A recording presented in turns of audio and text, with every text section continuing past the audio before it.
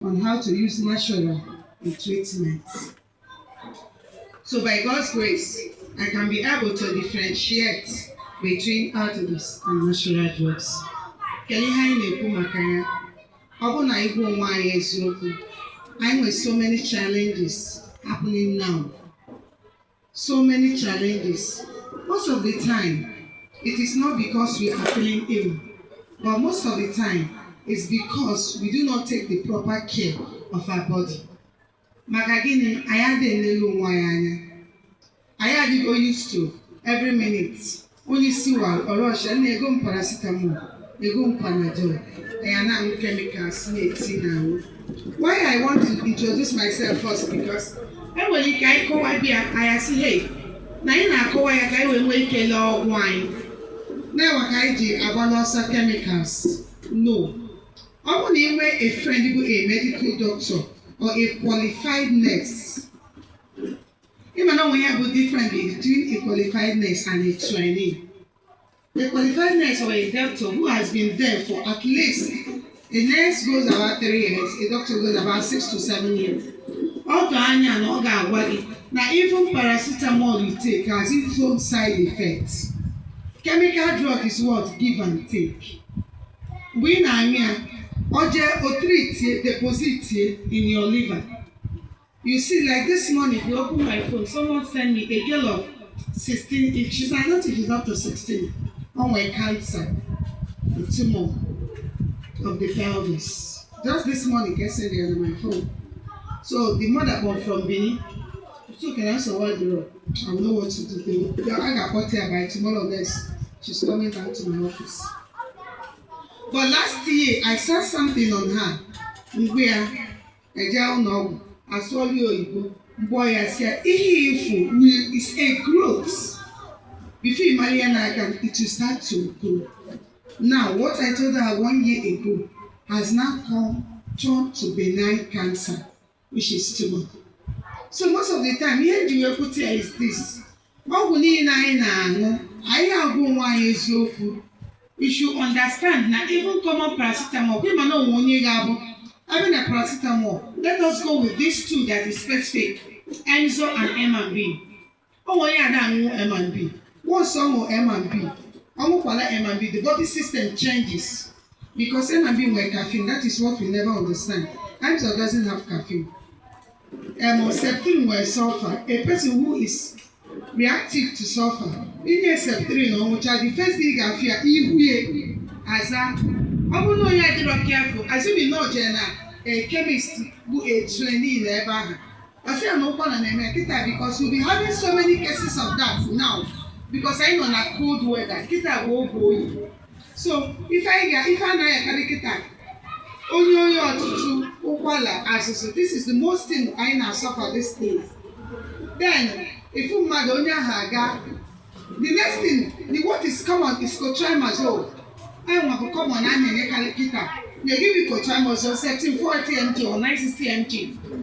And yet the chest and lungs, the cold cap and all this. And the man in Negia, most of them will not ask on where all being I react to. If you go to hospital, the first thing doctor asks you before doing his procedures, do you react to any drugs? Because like people that react to sulfur, already have a chaya or zaya on. As no one are reacting to sulfur drugs. Here for something for outside, then did you ask yourself, inside me, what has he done to my body? Did you go away with that question? That is the reason why I do so many deaths. It does not mean no one here again, but the body system are accumulated with most toxins. All the chemical drugs, they are toxins. And that is why we don't depend on chemical drugs. When my dad was 60 years, I stopped him taking any chemical drugs. Ask yourself the truth. That is the reason if most doctors, nurses are saying na told you check if I know one. Every doctors, every nurses are saying na told you. They are not afraid to take the drugs, but they are afraid of the side effects that comes with that drug. That is the reason most of the time I don't just come. Say, take animals, take vino, drink and go. I first of all do the underground job. Most of us are more of the need of water therapy, the needs of fruits. I came in with my breakfast. My breakfast was just popo. That is my breakfast. But most of us doesn't value it.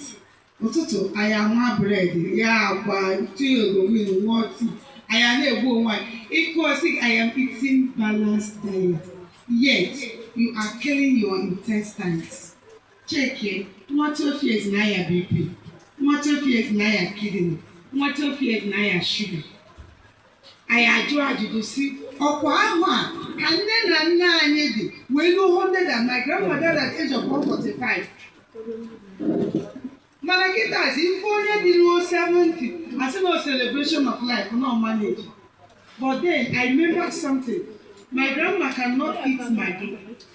She cannot eat fresh meat. I'm not going to tell you, okay, I'm here. Then there's another thing she always do that morning. I do it in my house here at Orisha.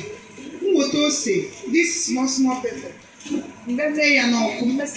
I grind it with what ogiribo. They be holding an easy bed, more than easy bed in my children. Once you wake up, you go there, you turn it and put inside your stomach. My grandma said, "Now they do joke for your stomach, because everything that goes in your system starts from your stomach."